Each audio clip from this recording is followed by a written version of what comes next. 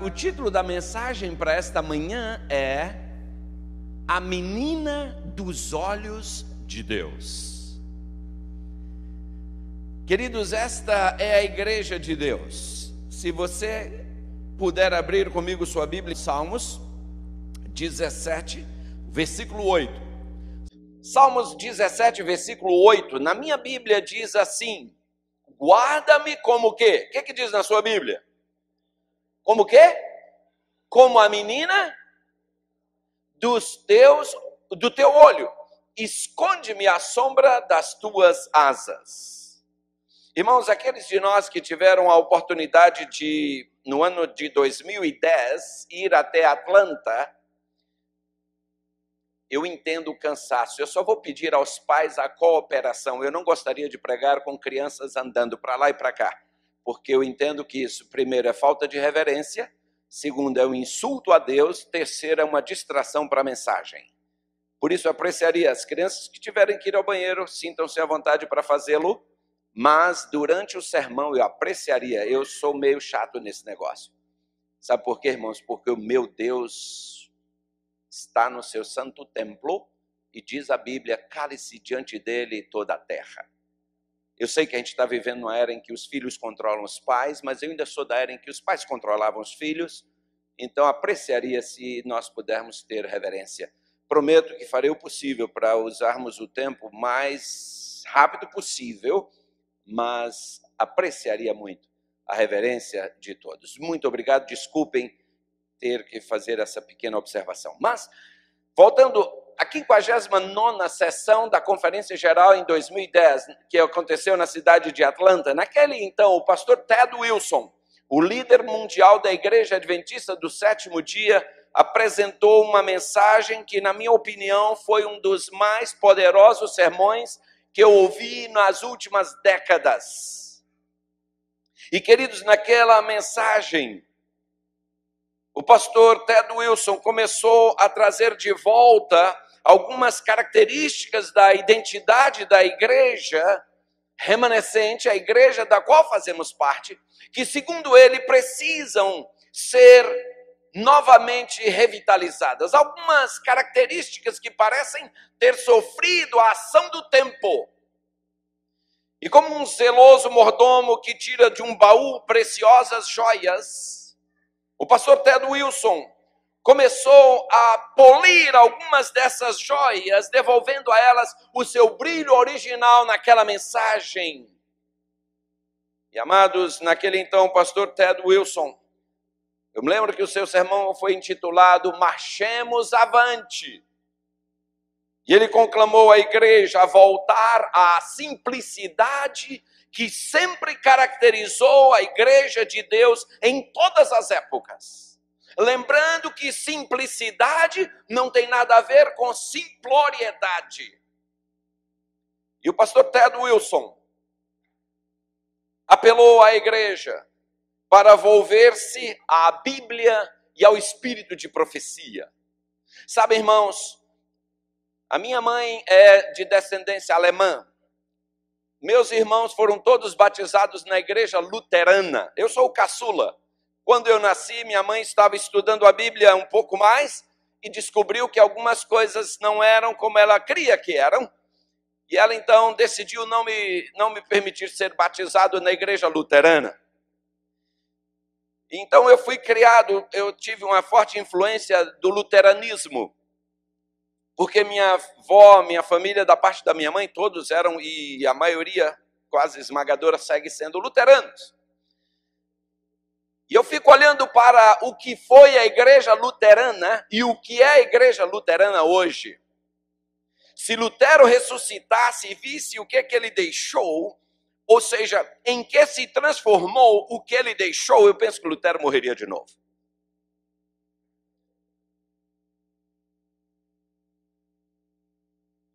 O metodismo.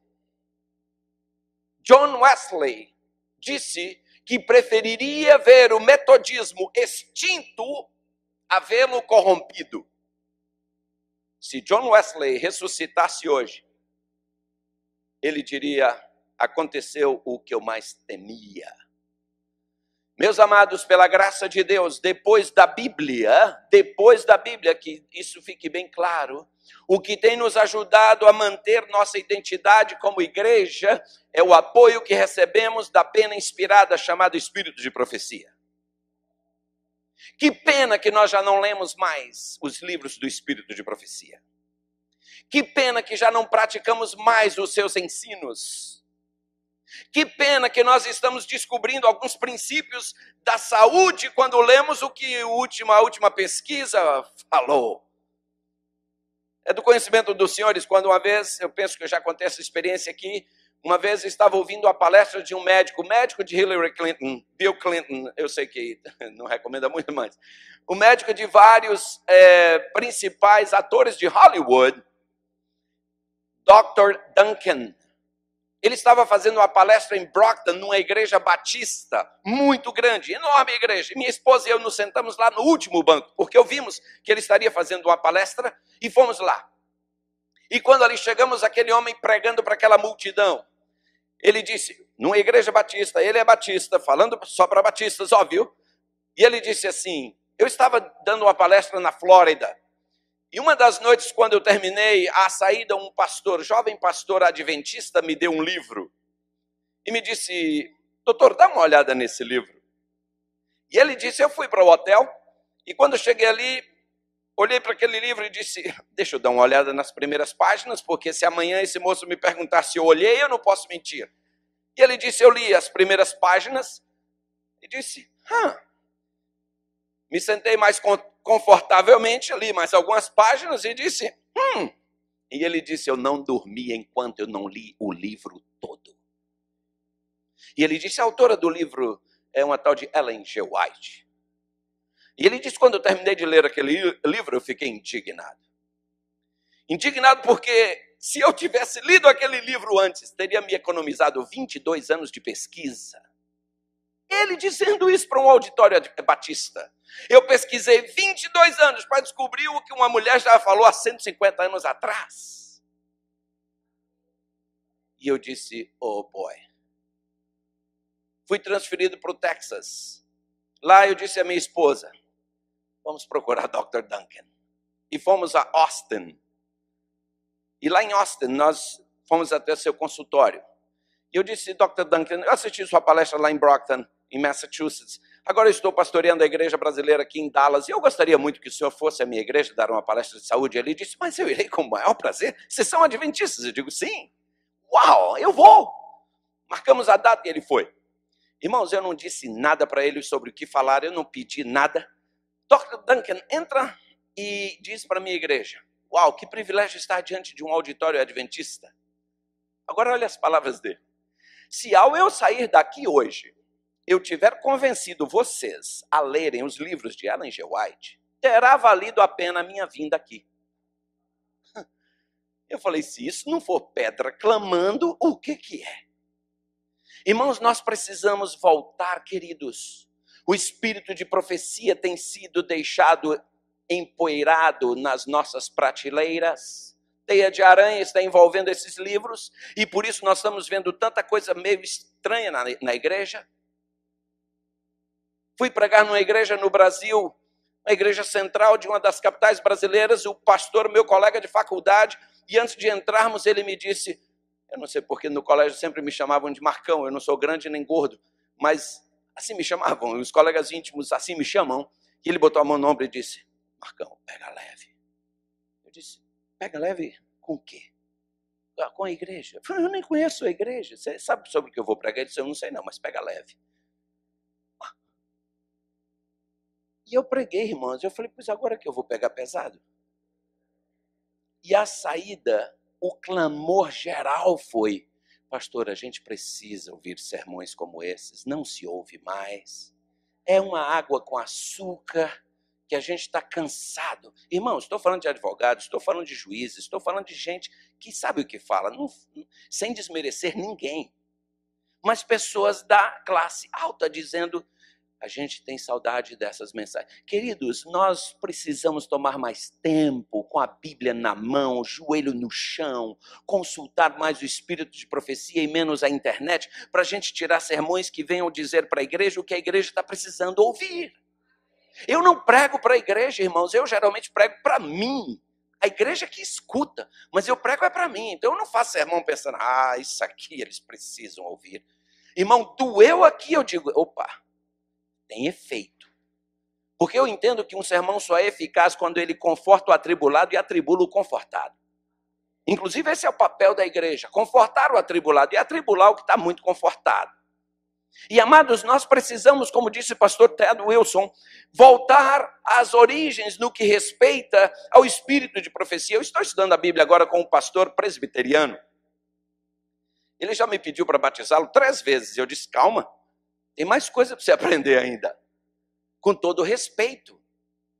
Irmãos, esse homem está devorando cada estudo. Nossos estudos não duram menos de 2 horas. É impossível, que ele faz pergunta demais.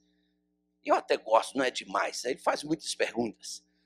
E quando chegamos no assunto do espírito de profecia, ele coçou a cabeça e disse assim, uau, por causa desse danado desse espírito de profecia, eu chamei vocês tantas vezes de seita. E eu disse, quantos livros de Ellen White o senhor já leu? Ele disse, nenhum. Eu falei, é por isso. Leia um e chame a gente de seita de novo, que eu quero ver.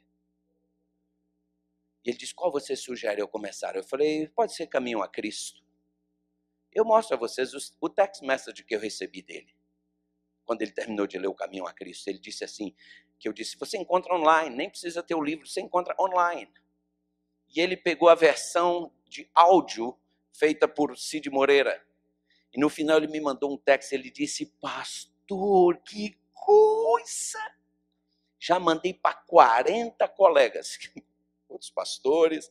Os membros da igreja dele perguntam a ele agora, pastor, é verdade que o senhor está se tornando adventista? Ele falou, eu não. Deus está me tornando um adventista. E ele me disse, marque meu batismo com muita antecedência, que tem muita gente para eu convidar. Mas antes de trazê-los para o meu batismo, eu quero reuni-los todos e dizer para eles por que é que eu agora sou um adventista. Ele já não está mais indo pregar lá. Ele já não nos chama a sua igreja, ele diz a nossa igreja.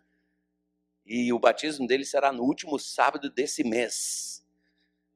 E ele disse, que riqueza! E eu disse, pena que nosso povo está se esquecendo de que temos essa riqueza. Queridos, pastor Ted Wilson, naquele sermão ele falou que o louvor e a música na igreja adventista sejam cristocêntricos e não excêntricas expressões de emocionalismo sentimental. Oh, amados, que pena que em alguns lugares o momento do louvor virou um momento de pura excitação emocional. Nós precisamos, queridos, graças a Deus, essa igreja tem sido fiel à nossa inódia. Nós temos um inário. Em algumas igrejas o inário já foi para a gaveta e só se canta corinhos, como diz o pastor Doug Batchelor, corinhos que são do estilo 7-Eleven, 7 frases repetidas 11 vezes, sem nenhum conteúdo, e o pessoal repete, e no final, o que falou? Nada. Nossos hinos têm uma teologia, irmãos. Nossa inódia contém nossa teologia. A Igreja Batista, enquanto foi fiel ao que a Bíblia dizia para eles, sua inódia, sua tradição, a Igreja Batista era uma coisa, sem nenhuma crítica aqui à Igreja Batista, mas é uma realidade. A Igreja Batista perdeu em muito sua característica original. A própria Igreja Católica já mudou muito sua liturgia. Sabe por quê, irmãos? Está todo mundo hoje olhando pela janela, o que o outro ali está fazendo que dá público? Vamos fazer também? Só que nós não podemos fazer isso. Nós não podemos fazer isso porque nós sabemos, Jesus Cristo disse, quando eu for levantado da terra, todos atrairei a mim. Você quer encher essa igreja? Levanta Cristo aqui dentro. Levanta Cristo na sua vida. Cada um de nós. Cristo. Paulo dizia, sede meus imitadores, como eu sou de Cristo. E o ministério de Paulo foi poderoso. Mas hoje, irmãos, nós estamos imitando, eu não sei a quem. Eu olho para nossos jovens, que às vezes até alguns adultos, eu fico, estão imitando a quem? No estilo do penteado, no estilo do vestir, estão imitando a quem? Porque a Cristo não é. E a gente se torna uma eterna quebra do terceiro mandamento.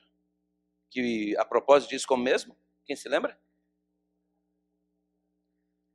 Não tomarás o nome do Senhor teu Deus em vão. Nós carregamos o nome de Deus, nós somos chamados de Cris o quê mesmo? Cristãos. Mas será que somos? Será que a maneira como eu falo, a maneira como eu visto, a maneira como eu como, a maneira como eu ando, com quem eu ando, dá alguma indicação de que eu sou cristão? Queridos, poderíamos falar tanta coisa, mas o tempo já foi e eu agradeço a você pela misericórdia de ainda estar me ouvindo. No entanto, irmãos, lembremos-nos que em nosso louvor não é o eu que deve ser exaltado, mas Cristo. Irmãos, eu creio 100% que a partir do momento em que a igreja passar a viver a essência daquela mensagem que foi pregada pelo pastor Ted Wilson, o Espírito Santo será derramado sobre essa igreja e Jesus virá nas nuvens dos céus.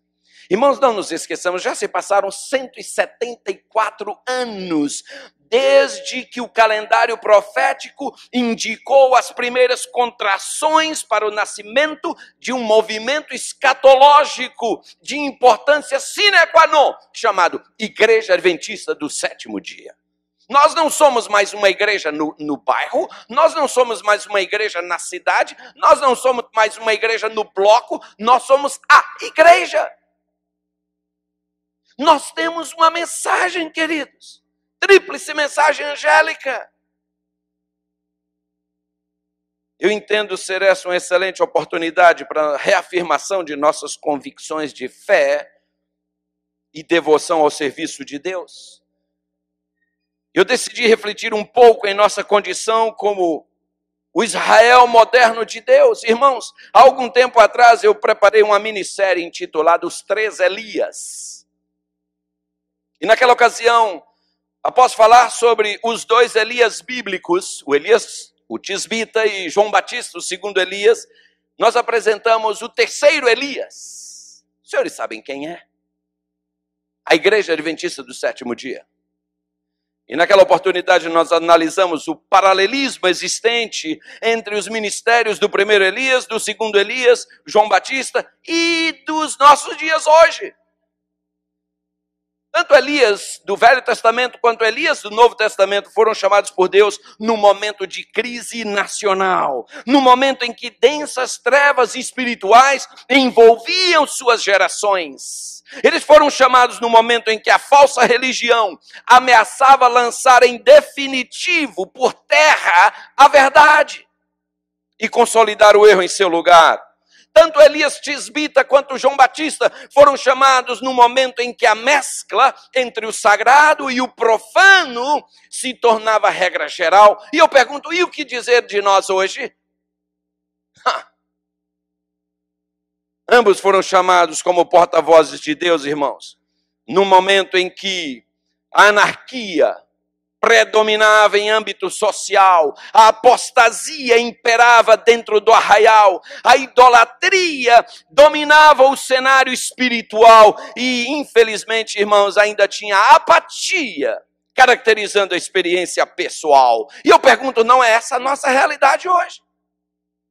Irmãos, qual poderia ser a correlação entre o contexto em que aqueles homens viveram e o contexto em que nós vivemos hoje? Profetas e Reis, página 117, nos responde. Ali eu leio, a história está se repetindo. O presente século é tão verdadeiramente um século de idolatria como aquele em que viveu Elias.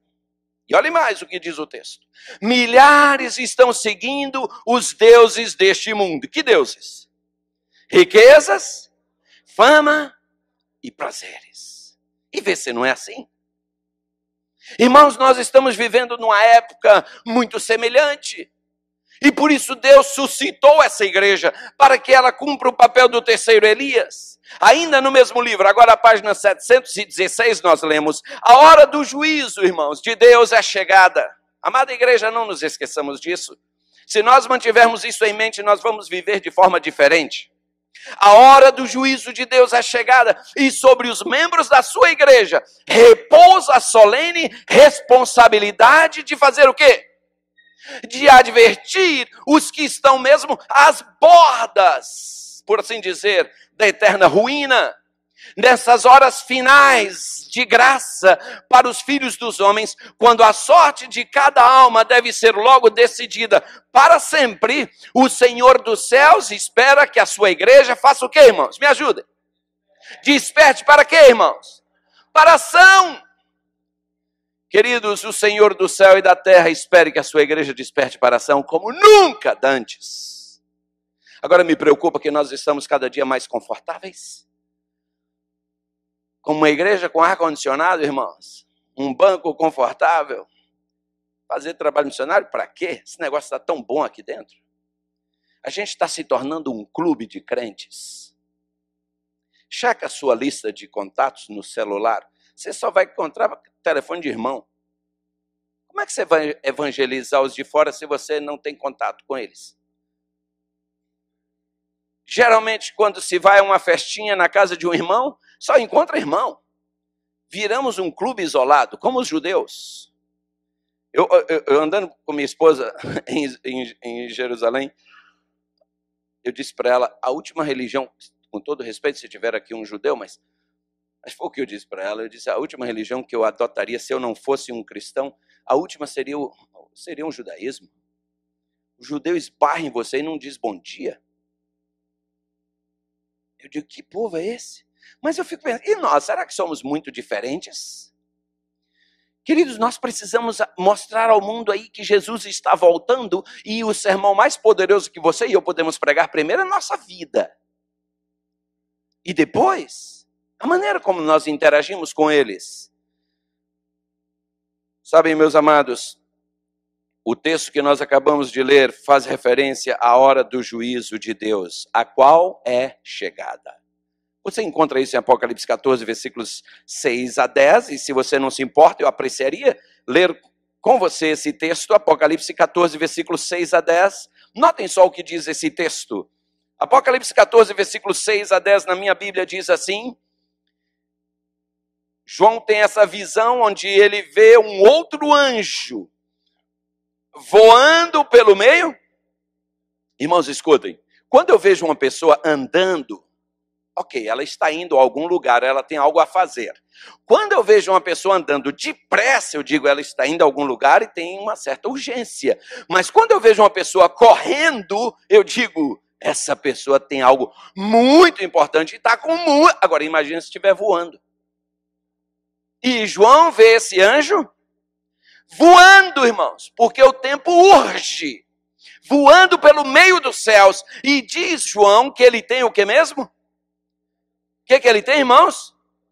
O evangelho eterno. Irmãos, escutem.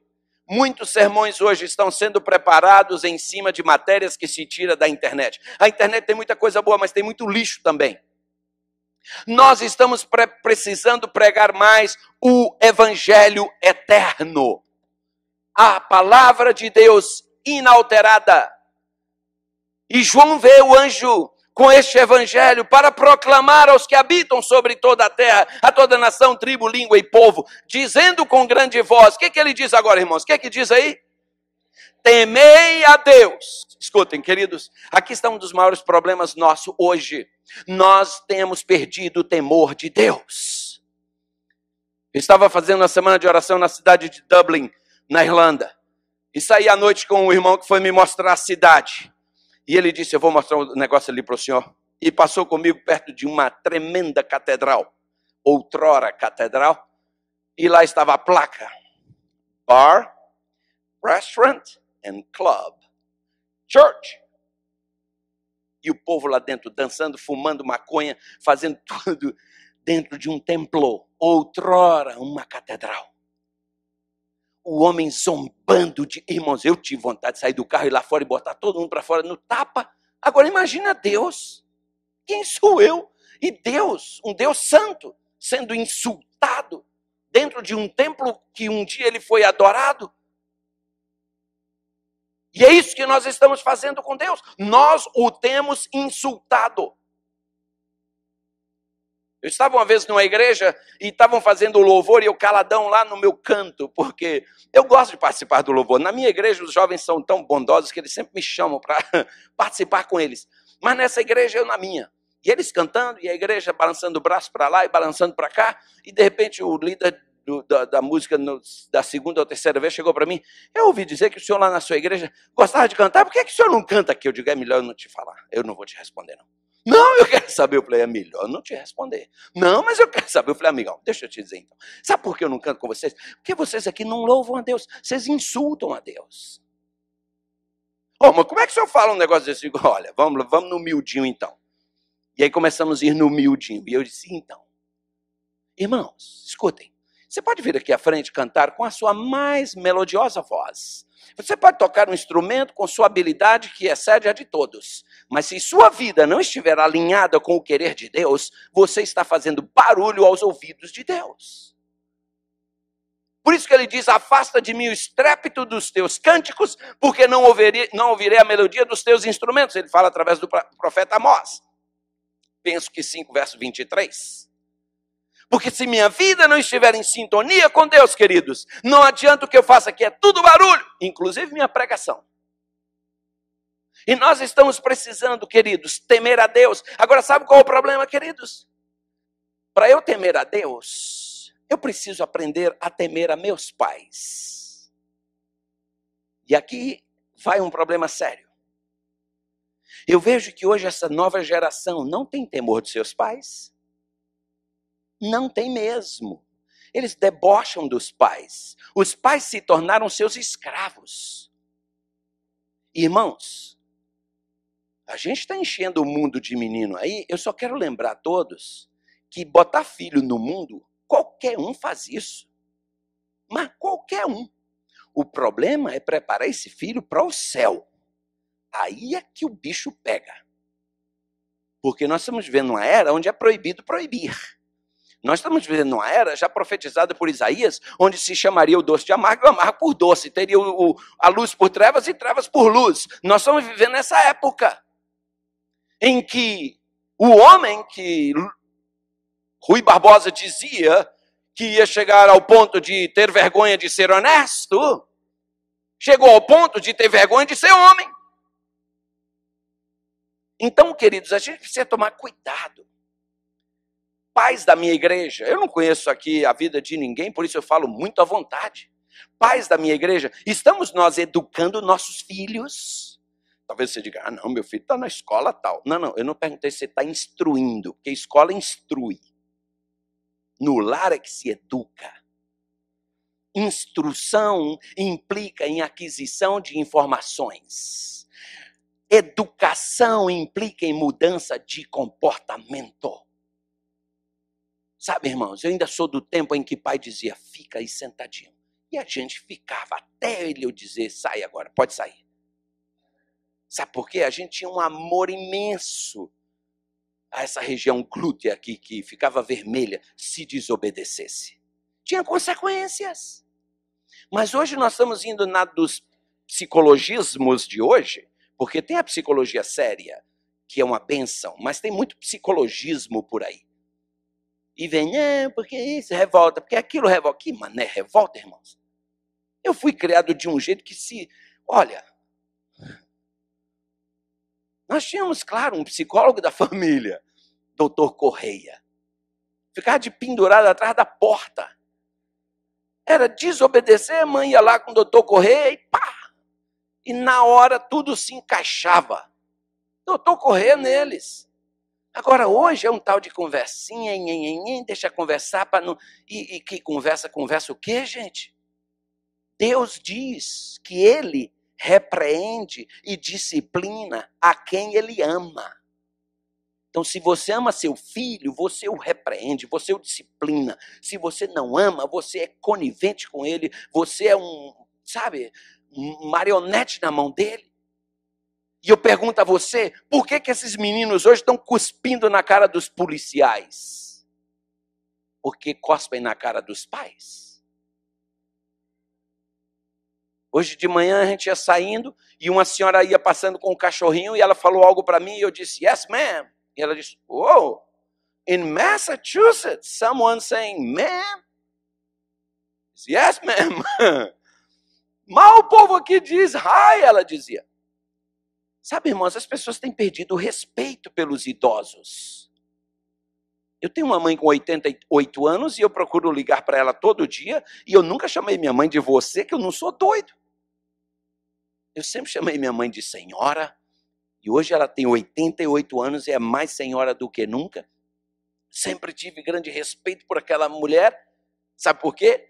Eu estudei mais do que ela, mas nunca consegui alcançá-la na universidade chamada vida. Ela tem 88 anos nessa faculdade, eu só tenho 59. Sabem, filhos que temem aos pais, temem a Deus. E o anjo diz, temei a Deus e dá-lhe glória, porque o quê, irmãos? É chegado o quê?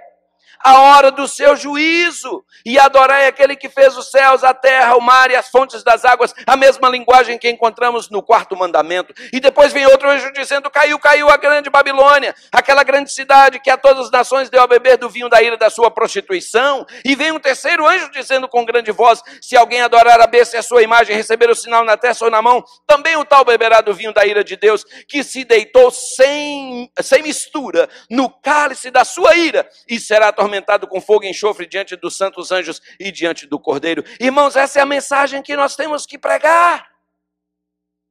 Historicamente, nós temos entendido que esses versos contêm a essência da razão de ser e de existir da Igreja Adventista do Sétimo Dia.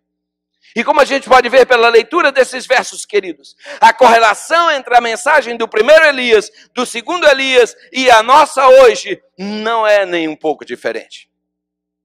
Todas elas contêm algo em comum. Primeiro, uma mensagem de apelo ao arrependimento. Segundo, uma mensagem, um convite à reforma. E um chamado à ação. Irmãos, pela providência divina, a primeira parte dessa tríplice mensagem aponta para o Deus verdadeiro como nosso Criador. Uma linguagem, como eu disse, muito semelhante à que encontramos no 4º mandamento. E descrevendo o panorama socio-religioso atual, alguém disse que nós estamos vivendo num momento de anarquia no mundo, apostasia na igreja e apatia nos membros. Sabem, estamos vivendo, irmãos, numa autêntica Atenas dos dias de Paulo, na cultura e na idolatria, onde as filosofias têm seus adeptos e todas as divindades têm os seus altares, inclusive o altar ao Deus desconhecido. Só, irmãos, que naquela Atenas, sem saber, eles estavam adorando o Deus verdadeiro e hoje muitos, sabendo, estão adorando os deuses falsos. Em meio a todo esse turbilhão que Deus chama a sua igreja, a menina de seus olhos aqui na terra, e Ele espera que essa igreja permaneça fiel a Ele, incontaminada, pura, a fim de ser apresentada a Ele, como Paulo diz em Efésios, capítulo 5, versículo 27, igreja gloriosa, sem mácula, sem ruga, nem coisa semelhante, porém santa e sem defeito. Essa igreja é você, essa igreja sou eu, essa igreja somos nós. Irmãos, uma igreja que foi colocada no mundo, mas que jamais pode permitir que o mundo seja introduzido nela. Quantas vezes, irmãos, nós lemos a história do Israel antigo, no Antigo Testamento, e nós ficamos indignados com tanta recrudescência, tanta resistência, tanta desobediência daquele povo. Porém, quando nós comparamos o Israel daqueles dias com o Israel de Deus hoje, é-nos possível identificar muito mais semelhanças do que podemos imaginar. Veja o que a gente lê no livro Testemunhos Celestes, volume 1, página 480. Vejam isso, irmãos. A mesma o quê? A mesma desobediência e o mesmo fracasso observados na igreja judaica tem caracterizado em maior ou menor grau o quê? O povo que recebeu grande luz nas últimas mensagens de advertência. Esse povo somos nós. Então veja quanta semelhança há entre nós e eles, irmãos. E no livro Serviço Cristão, a página 33, nós ainda lemos isso. Como o Israel de outrora seguem as abominações das nações que os cercam. Irmãos, houve um tempo em que a adventista se vestia como adventista. Eu preguei agora recente na minha igreja um sermão sobre joias, vestimentas e pintura. E foi assim que a igreja ficou. Pintura, joias e adornos. Não se fala mais nisso, irmãos. E cada dia que eu olho para minhas irmãs, eu vejo que as irmãs estão mais fora do prumo do que nunca. E se um dia os senhores quiserem, podem me convidar que eu venha. Uma irmã me diz, pastor, por que o senhor nunca vem aqui? Eu digo, eu só venho quando sou convidado. Brincadeira, irmãos. Às vezes a agenda não permite, mas sempre que convite vier, vai ser feito um esforço para que a gente esteja aqui. Mas sabe, irmãos, nós precisamos entender, adventista antigamente se recreava como adventista. Eu usei o termo recreação, não usei o termo diversão. Adventista não ia a alguns lugares, porque não era lugar de adventista. Eu cresci aprendendo isso. Eu tinha medo de passar na calçada do cinema. Eu passava do outro lado da rua. Porque eu digo, vai que eu passo na frente do cinema, um ancião me vê, ou problema criado. Sabe por quê? A igreja tinha disciplina, irmãos. Se não fez como tem que ser feito, era disciplinado. Não se queimava incenso no altar dos números. E a igreja crescia. Hoje, a igreja está inchando. Irmãos, me perdoem, eu não volto a dizer, não conheço... Eu conheço Ranilton aqui assim mais que eu conheço, a maioria eu conheço assim mais ou menos superficialmente. Então eu não estou aqui dando recado para ninguém, ao mesmo tempo para todo mundo, a começar por mim. Sabe, amados, nós estamos confundindo inchaço com crescimento. As igrejas que mais crescem ainda são as igrejas mais leais, fiéis aos princípios. Essas crescem. E só essas vão sobreviver ao que vem aí, porque tem um temporal nos aguardando, irmãos. Quem lê o Espírito de Profecia sabe o que eu estou falando. Quem não lê, realmente deve ficar pensando, está falando de quê? Então, nós temos que nos preparar, queridos. Irmãos, vejam ainda isso. Testemunho Celeste, volume 2, página 156. Os pecados que controlam o mundo têm feito o quê, irmãos? Tem penetrado nas igrejas e nos corações daqueles, ou no coração daqueles que professam ser o quê? Irmãos, nossas crianças têm ficado expostas a cenas de espiritismo nos desenhos animados. Hollywood é o centro do mal nesse país. Por isso que os muçulmanos têm tanto ódio da gente aqui. Não é porque a gente é americano, não porque o povo que é americano, não. É porque os muçulmanos dizem, vocês cristãos estão tentando destruir a gente aqui com suas ideologias, com essa falta de vergonha. A minha esposa e eu estávamos caminhando na cidade de Istambul à noite. E a gente observando os rapazes andando de braços dados. E não são homossexuais, não. São amigos, como havia antigamente. Os homens sentados, que as mulheres ficam em casa, os homens sentados no que seria um barzinho, sentados, todos tomando chá. Ninguém tomando bebida alcoólica. É um país muçulmano. As mulheres, irmãos, só o olho aparece. E aqui, quando você pede uma irmã para botar uma manga, já arranjou problema. Você pede uma irmã para baixar a bainha da saia um pouquinho, já arranjou confusão. Você pede a irmã para ajustar o tal do decote aqui, ó, outro problema criado. Irmãos, desculpem. Uma mulher sabe quando ela se veste, ela se olha no espelho, ela sabe quais são as intenções dela. Tem umas irmãzinhas que olham assim, eu digo, essa irmãzinha está com má querência. O diabo mandou essa mulher se vestir hoje do jeito que ele gosta. Porque uma mulher de Deus não se veste de forma indecente. Homem é atraído pelo visual, irmãos, e pode ser o homem mais consagrado do planeta. Ele ainda é assim, ele foi desenhado assim. Então, mulheres, colabora com os homens. Não, sem brincadeira. Tem vezes que a gente vai pregar, você tem que ficar olhando lá assim, ó, porque, sabe? Aí a comadre bota uma roupa curta e fica com a lição da escola sabatina tentando tapar. Ou infeliz, bota uma saia decente e deixa a lição só para estudar na hora da classe. Por que a gente tem que fazer isso, irmãos? Você já visitou preso aqui nesse país? Vá à prisão ali em Plymouth, aquela prisão de segurança máxima, e você verá o dress code para você visitar um preso. Sem manga, não entra. See-through, é aquela roupa que você olha e vê do outro lado, não passa. Apertada, não entra. Irmãos, vamos lá para vocês verem. Botasse metade daquele dress code aqui, ia dar um problema sério. Para visitar preso, não pode. Agora, para vir na presença de Deus, a gente vem de qualquer jeito. Irmãos, eu tenho minha roupa de ir para a igreja. Ainda, minha mãe me ensinou isso quando eu era menino. Eu tenho minha roupa de ir para a igreja. E eu reservo essa roupa para ir para a igreja. Eu tenho minha roupa de ir para o mall. Se você me ver no mall, você vai tomar um susto de um jovem. Ô, pastor, nem reconheci. Entende? Porque no mall eu ando de jeans. E eu não estou aqui voltando, especialmente se você nos visita. Não estou falando nesse detalhe para você, por favor. Mas, irmãos, se eu for à praia com essa roupa aqui, lá na praia, caminhando, eu estarei ridiculamente vestido. Concordam? Para aquele ambiente. Ridículo!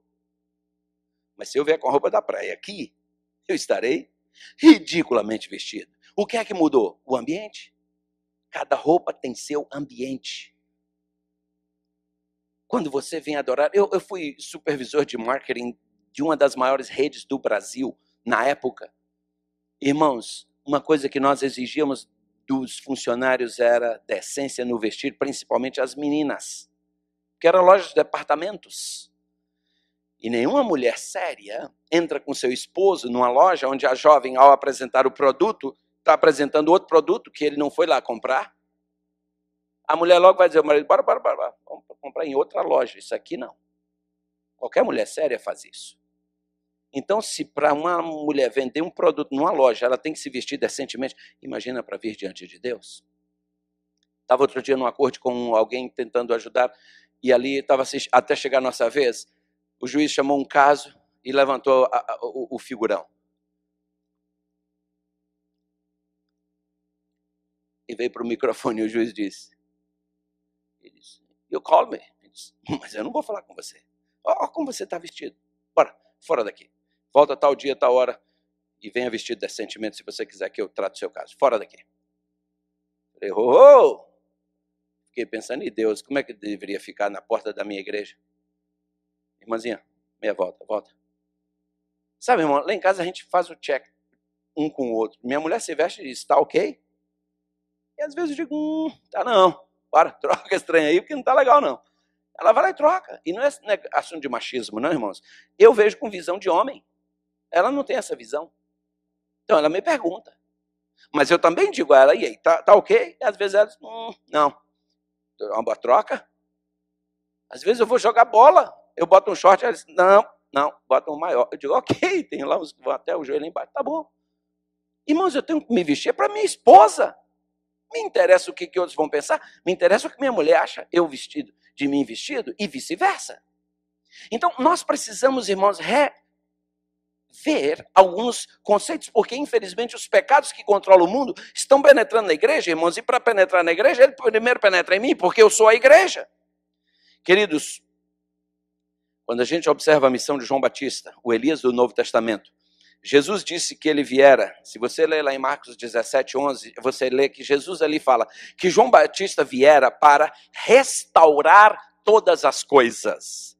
Irmãos, é interessante que a palavra restaurar aí no hebraico, ou perdão, no grego, é a palavra apokatisteme. E apokatisteme quer dizer trazer de volta à condição saudável. João Batista foi enviado com uma missão, trazer a igreja de volta à sua condição saudável, voltar à condição original. É isso que apokatisteme significa. Esse é o mesmo termo que foi usado para a cura daquele homem que tinha a mão mirrada. a sua mão, diz a Bíblia, foi apocatisteme, foi restaurada à sua condição normal. E João Batista deveria fazer isso, trazer a igreja de volta à sua condição normal. E amados, eu pergunto aos senhores, precisamos ou não fazer isso na igreja? Essa obra de cura, irmãos, a ser efetuada na igreja de Deus envolve restauração do entendimento e apreciação dos seus membros pela pura doutrina bíblica. Até porque, irmãos, eu diria aos senhores que apenas um povo restaurado pode proclamar uma mensagem de restauração.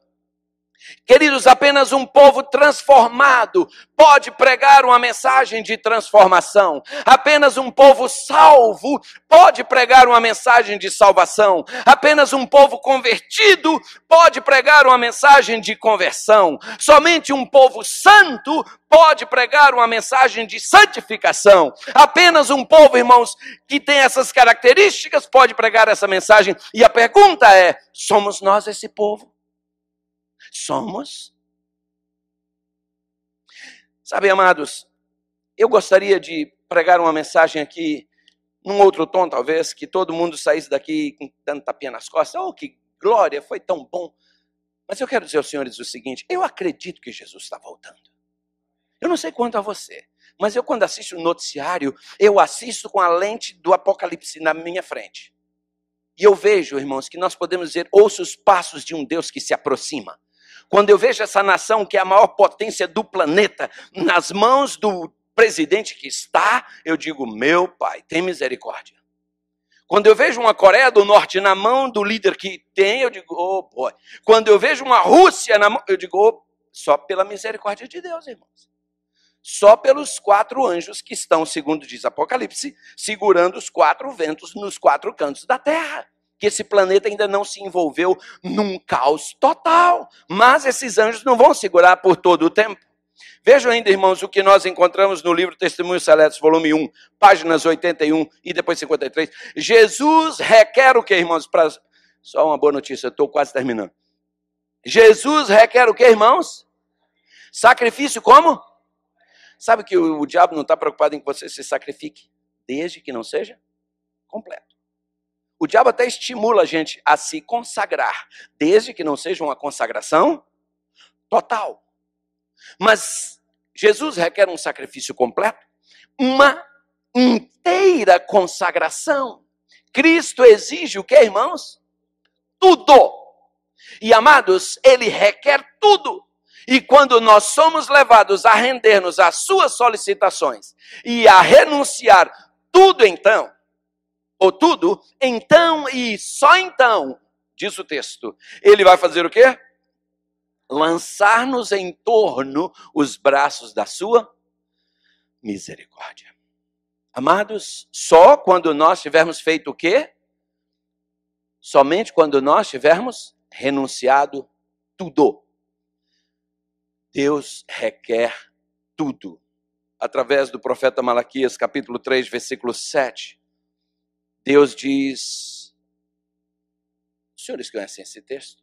Lá diz assim, desde os dias de vossos pais se desviaste, ou vos desviastes, não é isso? Dos meus estatutos e não os guardastes. Aí no meio do verso diz assim, tornai-vos para mim, e eu me tornarei para vós. Queridos, essa nação nasceu com a bênção de Deus.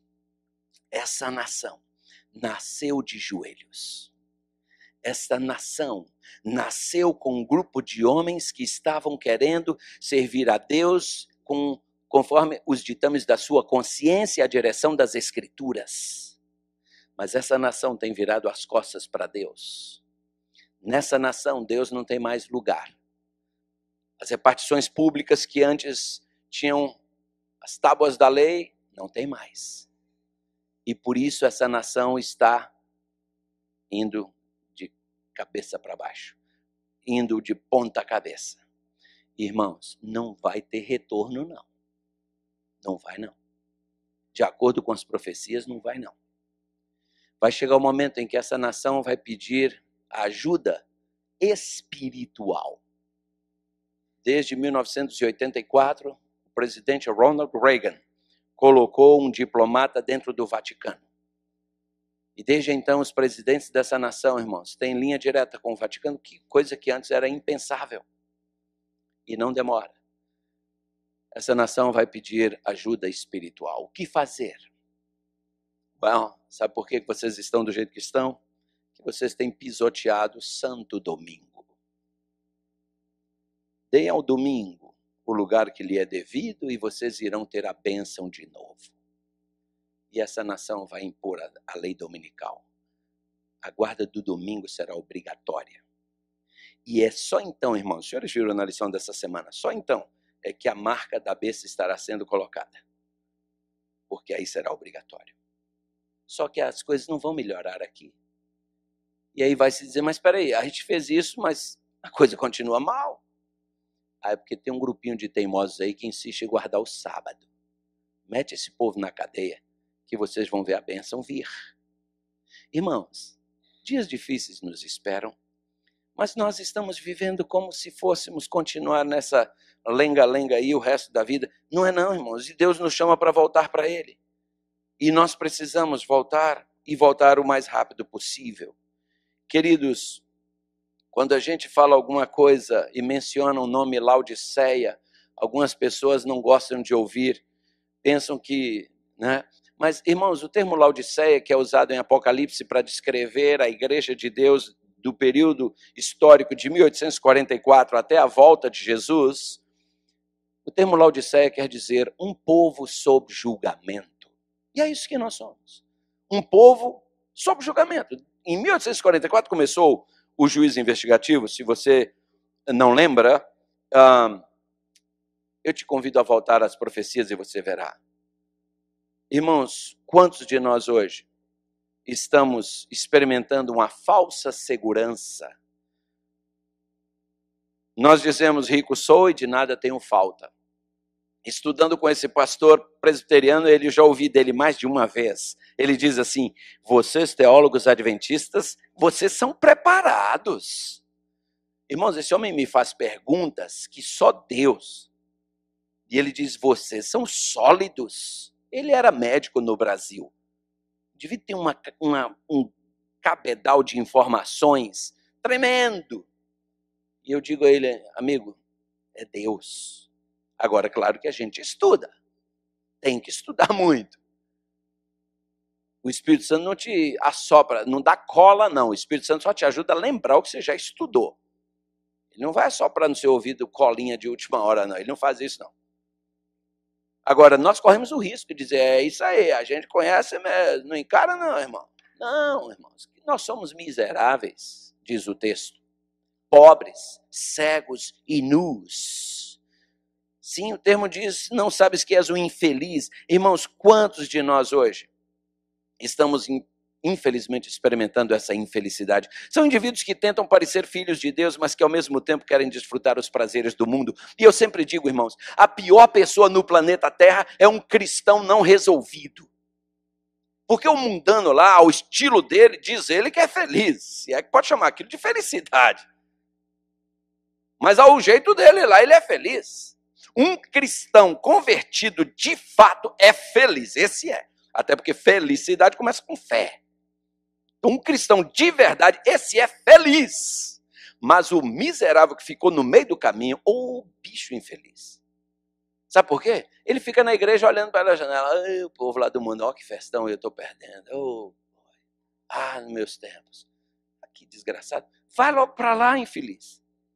É porque a Bíblia diz, oxalá foras frio ou quente. Problema, irmãos, que nós estamos muitos num verdadeiro carnaval espiritual. A gente põe uma máscara para disfarçar que a gente é feliz, né, sorrindo, mas por trás dessa máscara a gente é uma miséria. Por que não jogar essa máscara fora?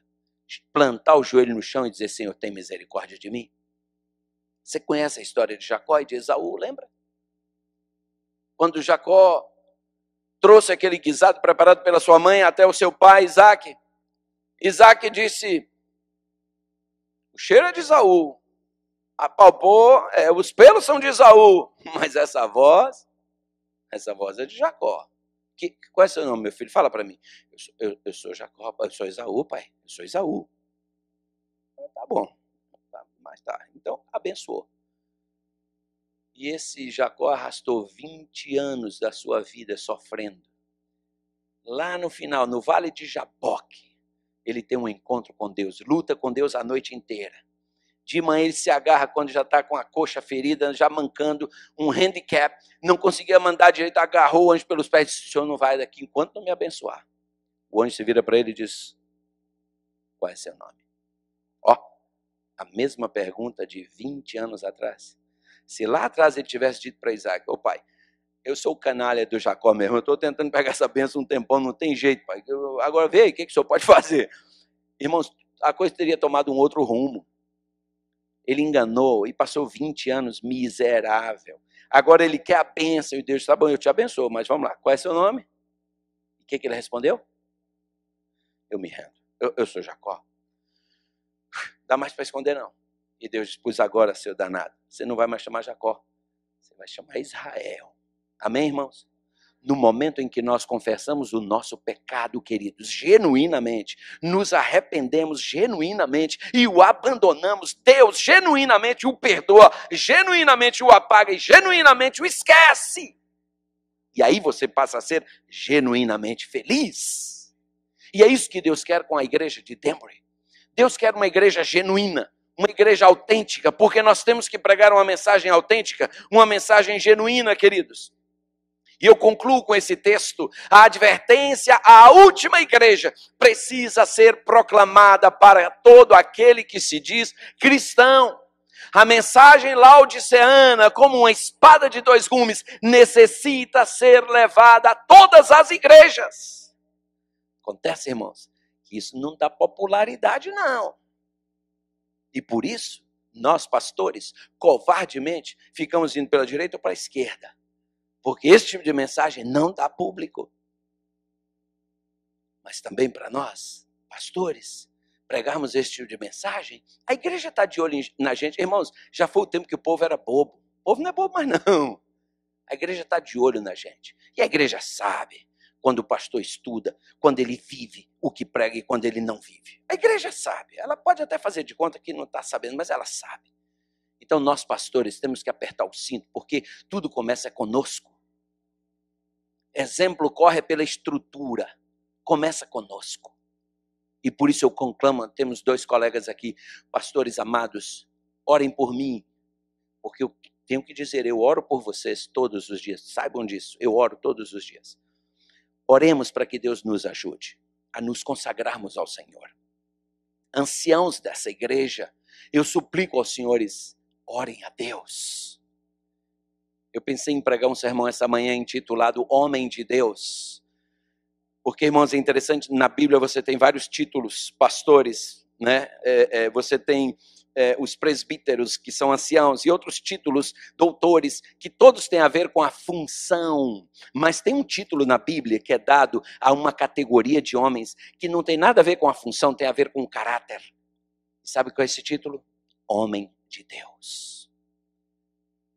Paulo vira para Timóteo e diz: e tu, homem de Deus, foge dessas coisas. E esse título, homem de Deus, não tem nada a ver com função, tem a ver com caráter. Anciãos da minha igreja, pastores amados, sejamos homens de Deus. Que nossas esposas olhem para nós e sintam um certo grau até de reverência, como Sara sentia quando olhava para Abraão. Que nossos filhos olhem para nós e digam: eu posso acreditar no que meu pai fala, porque ele vive o que ele prega. Irmãos, o que tem afastado muitos adolescentes da igreja não é nada. É a hipocrisia vivida por nós. Adolescente odeia hipocrisia. Não é o mundo que está atraindo, não. Eu tenho um livro lá em casa, The Last Christian Generation, que prova que não é isso não. O que está afastando o jovem da igreja é a hipocrisia vivida pelos seus pais e demais adultos. Irmãos, cuidado com o que nós falamos e como vivemos em casa, porque nossos meninos ficam comparando, a parabólicazinha deles não para. Igreja amada, essa cidade foi abençoada por Deus ao estabelecer essa igreja aqui. Você que está vindo do Brasil, Deus te trouxe para cá com uma missão. Não se engane. Deus permitiu que você chegasse aqui porque Deus tem um propósito para você aqui. Sabe qual é? Pregar o evangelho. E nas horas de folga, Deus vai deixar você até ganhar dólar. Oh, que Deus fantástico! Te trouxe para pregar o evangelho, ainda vai deixar você ganhar até dólar. Pois saiba, dólar você poderia ganhar no Brasil? Claro. Ganha lá seu salário, transforma em dólar. Então Deus não te trouxe aqui para ganhar dólar, não. Deus te trouxe aqui porque tem uma missão a se cumprir nessa nação. Essa nação hoje, irmãos, é o maior campo missionário, pelo menos a nível da igreja adventista, no mundo. Nós temos um evangelho a pregar. Mas antes temos um evangelho a viver. Pastor Paulo irá agora nos dirigir em uma prece final. Vamos ficar ajoelhados.